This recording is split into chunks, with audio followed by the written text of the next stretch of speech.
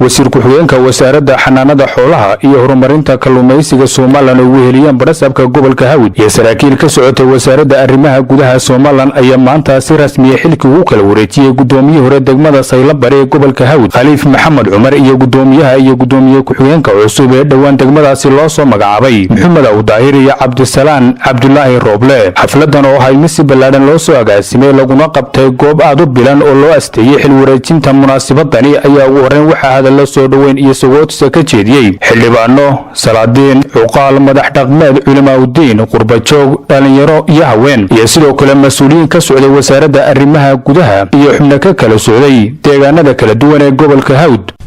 degmada iyo cidda ku nool ee deegaanka degan waxay idinku soo dhaweynayaan gacmo furan iyo laab furan iyo soo dhaweyn wacan degmadu waa degmo ayaan badan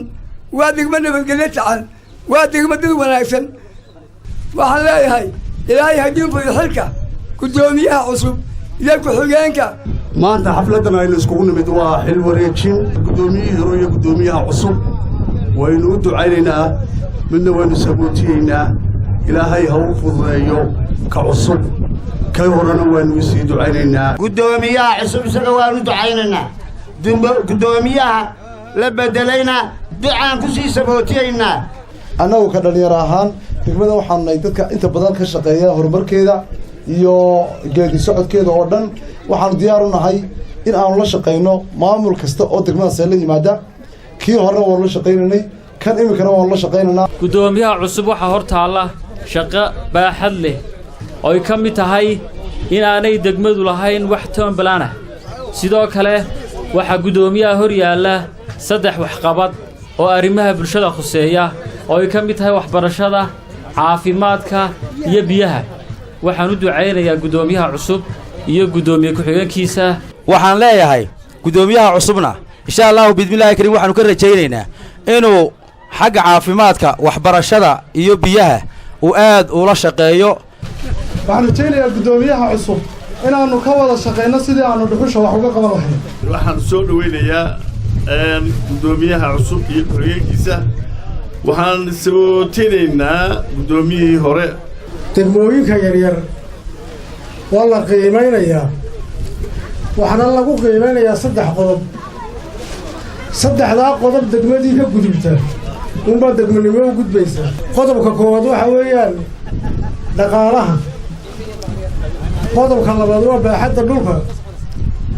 qodobka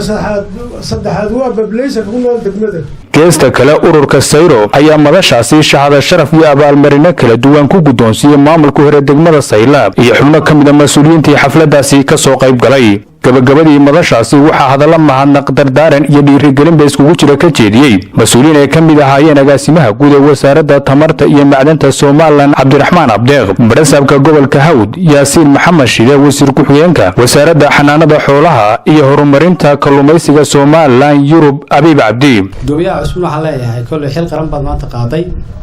xilka qaran yaryaraysi male inta doonaba ahaadee ilaahay ha kugu astiro annagu ka maamul ahaan ama ka gobol ahaan markii hore maamulkii halkan joogay ee Khaliif si dhow baan ula shaqayn jirnay maamulka cusub ee maanta la soo magacaabayna ballan waxaanu qaadaynaa inaanu si dhow ula shaqayno waxaynu gelaynaa bishii May markaa waxaan ka codsanayaa degmooyinka gobolka Hawd dhammaantood inay isu diyaariyaan xafladda ama munaasabadda bisha May aynu u diyaar garowno marka hore waxaan halkan salaan qaali ugu gudbinayaa dhammaan shacabka gobolka Hawd iyo degmada Sayla waxaan xilka u kala wareejin doonaa maamulka cusub siyaasaddu waxa weeyaan dadku qofba dhinac buu wax ka taagan yahay dadkuna way ku kala aragti duwan yihiin waxaad moodaa qofku haddii uu xil hayo amba meel loo magacaabo inuu xilka qofku dad badan baa si kala u arkayaan wax kala ka fasiranaya waxa weeyaan xilka astaanta qaranka ayay waxa weeyaan astaanta qaranka inuu qofna xil qabto qofna uu xilka dago qofkii xilka ka dagayna ma aha dawladii buu ka baxay ka xilka qabanayaana ma aha uu ku waari doona xilka qaranka waa astaanteeda xilkuna waa meerto qofna uu qabanaya qofna uu ka tagayaa midna lamu dhalin midna aabihii ma laha kolba cidda qaranka hagaysa ayaa u garanaysa qofkan inuu xilka hayo kana inuu ka tago waa sumadda calaamadeena weeyaan maxamed jiciir axmed warbaahinta qaranka Soomaaliland degmada Sayla